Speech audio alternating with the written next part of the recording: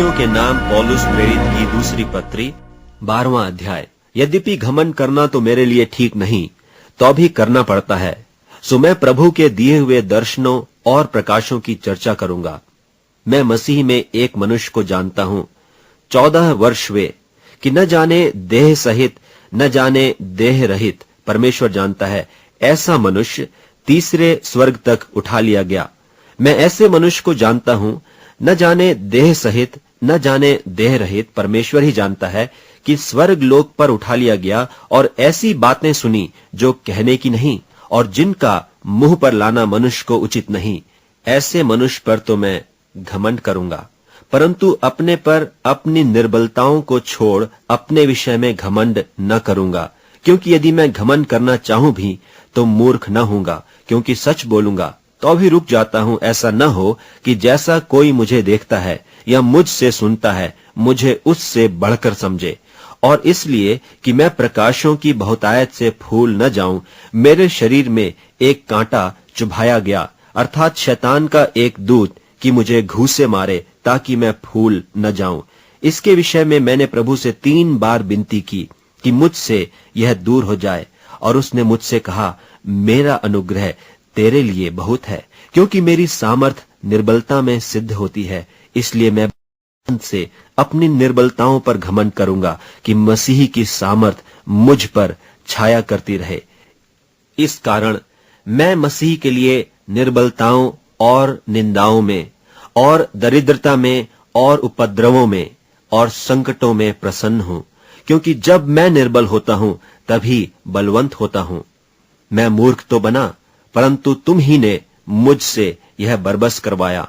तुम्हें तो मेरी प्रशंसा करनी चाहिए थी, क्योंकि यद्यपि मैं कुछ भी नहीं, तो भी उन बड़े से बड़े प्रेरितों से किसी बात में कम नहीं हूं। प्रेरित के लक्षण भी तुम्हारे बीच सब प्रकार के धीरज सहित चिन्हों और अद्भुत कामों और सामर्थ के कामों से दिखाए गए।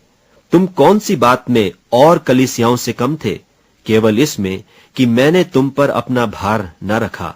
मेरा यह अन्याय क्षमा करो। देखो, मैं तीसरी बार तुम्हारे पास आने को तैयार हूं, और मैं तुम पर कोई भार न रखूंगा, क्योंकि मैं तुम्हारी संपत्ति नहीं, वरन तुम ही को चाहता हूं। क्योंकि लड़के बालों को माता पिता के लिए धन बटोरना न चाहिए, पर माता पिता को लड़के बालों के लिए। मैं तुम्हारी आत्माओं के लिए बहुत आनंद से खर्च करूंगा, वरन आप भी खर्च हो जाऊंगा।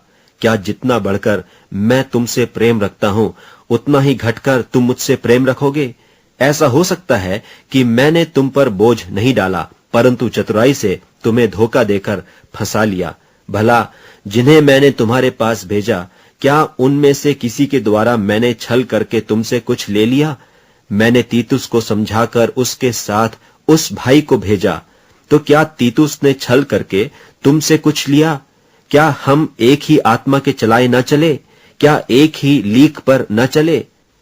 तुम अभी तक समझ रहे होगे कि हम तुम्हारे सामने प्रत्युत्तर दे रहे हैं।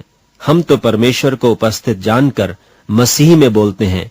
और हे प्रियो, सब बातें तुम्हारी उन्नति ही के लिए कहते हैं, क्योंकि मुझे डर है कहीं ऐसा न हो कि मैं आकर जैसे चाहता हूं वैसे तुम्हें न पाऊं, और मुझे भी जैसा तुम नहीं चाहते वैसा ही पाओ, कि तुम में झगड़ा, डाह, क्रोध, विरोध, ईर्ष्या, चुगली, अभिमान और बखेड़े हों।